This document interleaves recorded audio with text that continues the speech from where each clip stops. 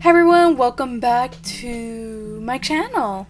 Okay, so I'm super excited for everyone to come here. I deeply apologize since I did not realize how blurry it looks. I will admit I did not have my glasses while editing and recording. So yeah, it was freeballing. And I didn't realize that it looked blurry. I thought it looked normal, so here we are. So, sorry about that.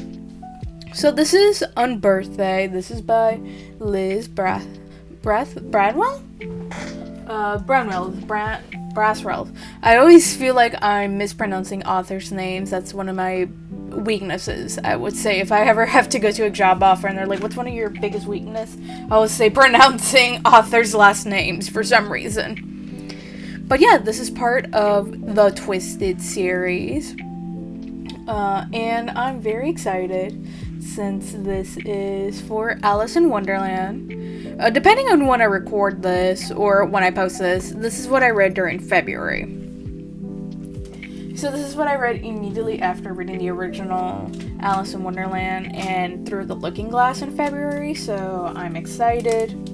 And it's part of the same series as Almost There, the one that I read back in January. So it's by the same author. It's basically, in case you haven't heard about this series, is a giant what if. What if Alice never made it into Wonderland in time, essentially.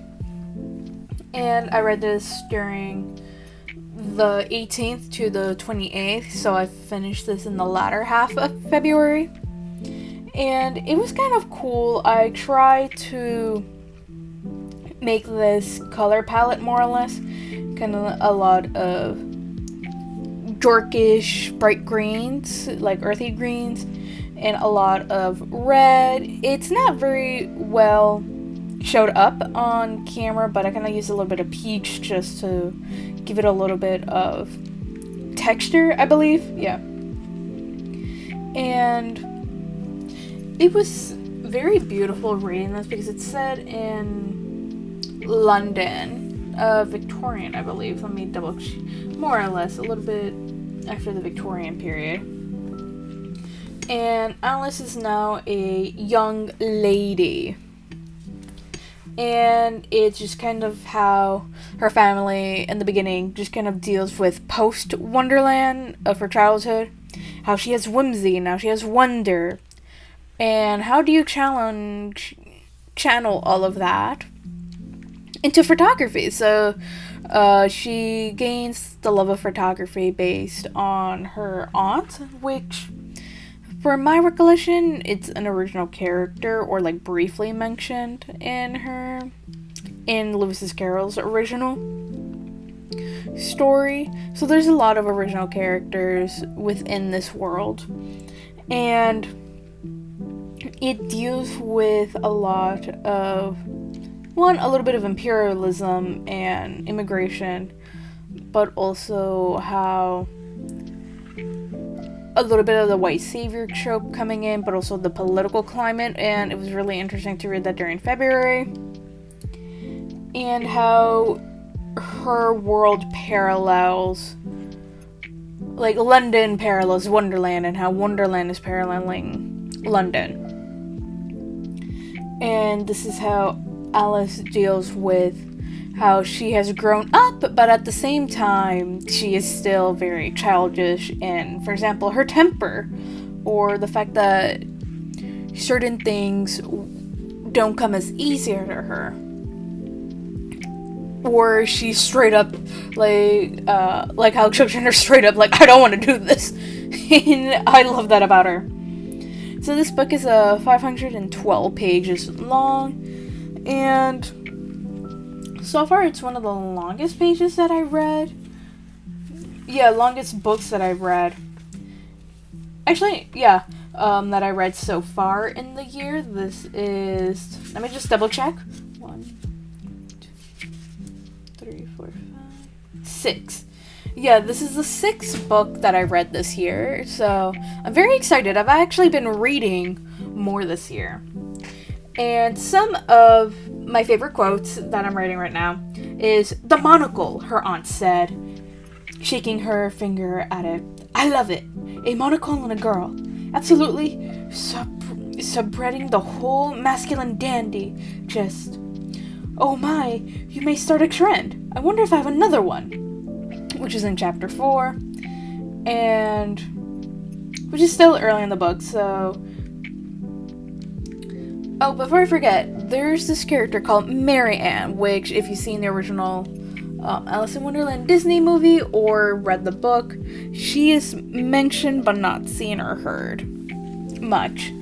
And Mary Ann, in this book, she was supposed to be the savior, and now that she died by the Queen of Hearts, Alice is now the savior. And Alice is like, I don't want to be a savior, but I don't want all my friends to, like, die. And she's like, I'm following whatever Mary Ann's last things, steps, like, advice, and everyone is comparing her to Mary Ann. And one of my favorite quotes, it's like, why do they keep talking about Mary Ann? Still irritates Alice even a little bit. Because she is consistently compared to a person that she does not even know. But I will admit, kind of like every Disney movie and book, there's a little bit of romance, an original character that Alice has, not a fling, but it's more like the witty banter that I love. Just hateful, witty banter, but they fall in love in the end. I won't say who, because they're also a parallel of, I guess, society standards, and how Alice does not conform to those society standards. And at the same time, even though this is obviously a YA, a young adult book, I was not also expecting how real it gets. When you think about YA, you're like, oh yeah, this is a high school book, but then you kind of forget, like, young adult is also, like, up to college. And it was a lot of twists and turns. Even though I did just finish reading Alice in Wonderland and Through the Looking Glass from Lewis Carroll, like the original inspiration, there's some things that Liz Braswell incorporated that I would never have thought about. And just how Alice deals with those, and how she tries to help both of them, but at the same time worries about who's gonna help her. And with how time is a big thing in this, it's, to quote the right, yeah, the White Rabbit, yeah, you heard me, I cannot speak today, unfortunately. How she's running out of time, and she's constantly like, what's at stake? Why is she constantly running out? And there's that. That's pretty much it. I just wanted to say thank you so much for staying this far and being a part of my little journaling experience. I think I'm getting better at explaining summaries and plot without giving it away. That's one of my big things that I'm trying to work on, so if you have any suggestions, please put them out in the comments below. This is kind of like one of the current books that I'm reading back in February, depending on when this goes out. So I gave this, I believe, I'm trying to, like, reorganize my system. So I gave this, like, kind of like 3 out of 5 crowns. Actually, more like dolls. I couldn't decide. So I kind of went with dolls, since toys in this book are a very big theme of collecting as many votes and toys.